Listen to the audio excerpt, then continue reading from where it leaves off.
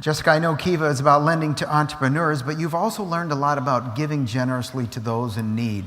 What have you learned about giving, and what is it that you found motivates people to give sacrificially? Yeah. Okay, so if sacrificial giving is different than, I guess, other giving because of the change that takes place in the giver, you know, what you want is for that, you want the giving to have intention and have thought behind it. That's sort of what we're about. We don't, as I said, we turn down money when it's humanless, when it's just about a company sort of dumping money into a bucket. That's not what we're about. So I think baked into Kiva is this idea of change and of at least the opportunity to have a new perspective and encounter new ideas and new individuals in the world through the gift. The gift is the loan is part of that change. So there's that, and there's also this idea in general. I told you I studied poetry undergrad, so one of my favorite professors would say, you know, great poets show, they don't tell. So I have not found it effective to tell people why they should give or to tell people this is why it's going to be great, you know, and it's a good concept. And I mean, we're designed to give sacrificially. That's really where a lot of joy can come from in life, I think. And so just show people, just give them the opportunity, and they will, again, they'll exceed expectations and they'll step up and they'll crave it and desire it because it's a good thing. Well, everything seems to be going so well with Kiva. I mean, people talk about exponential growth. I mean, you guys are really, really living it. Do you have any fears for Kiva's future right now? Everything seems to be just flourishing.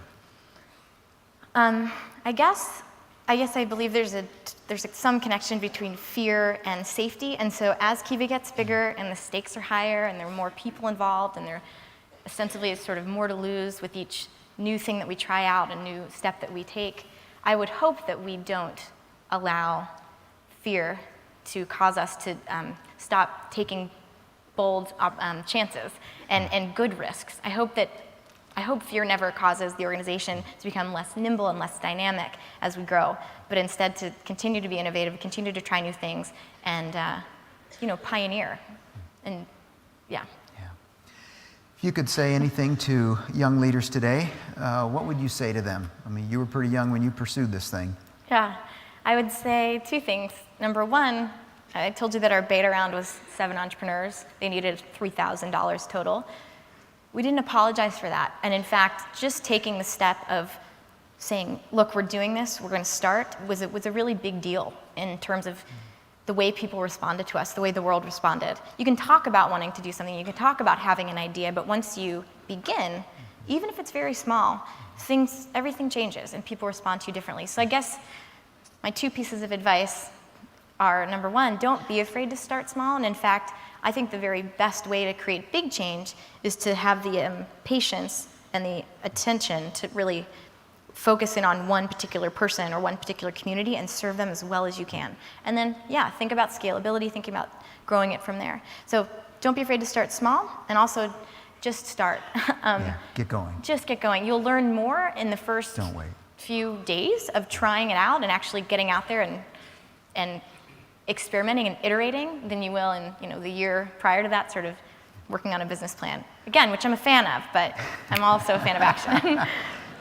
And what would you say to more experienced leaders who are trying to connect and are trying to figure out how in the world do we lead this next generation of folks that are coming into their organizations? I would say, again, I'm a believer in this concept of kind of co-creation and collaboration and informational diversity, different perspectives create the best outcomes. So I think a dream team could be leaders with more experience, working with leaders that don't have that same set of experience, and both sides sort of not prejudging or coming in with a lot of preconceived notions of even what the problems are, but certainly not what the solutions will be and how you'll get there. Because I think together sort of the best solutions can come up. So just to be open to each other. All right, just a couple minutes left here. Jessica, any final words for the leaders that are listening in? Of course. So I told you Kiva's mission is to connect people through lending to alleviate poverty. So what I think will really change the world is a change in mindset. So when we truly believe in the possibility of one another, I think all all of the rest is sort of logistics in terms of solving a lot of problems in the world. When you truly believe in the potential of a woman living in a hut in sub-Saharan Africa, when you really actually believe she can do valuable things and powerful things, you don't have to convince people, you don't have to beg people, you don't have to do any tricky marketing. If someone really believes that, they will take actions that will solve problems and that will make things better.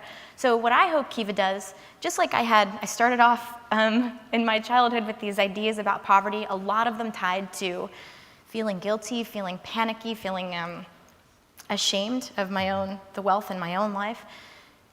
Microfinance creates these relationships and this opportunity to connect in a way that's based on dignity and respect. So inasmuch as Kiva can create opportunities for people to encounter another human being and have those kind of connections, and we can sort of break out of this false dichotomy that a lot of the world tells us of, rich and poor, and strong and weak, and have not. Inasmuch as Kiva can blur those lines and break apart that dichotomy, I think that's a good thing, and that's healthy for the world. And as we change the way we believe in each other, everything else will work out. And one final example, Kiva launched in the US a few months ago, so now theoretically, the goat herder that you loaned to in Kenya last year can get online and lend to, my neighbor in San Francisco that wants to open a food stand. Like, that is healthy for the world, and that's what I hope can happen more and more. Yeah.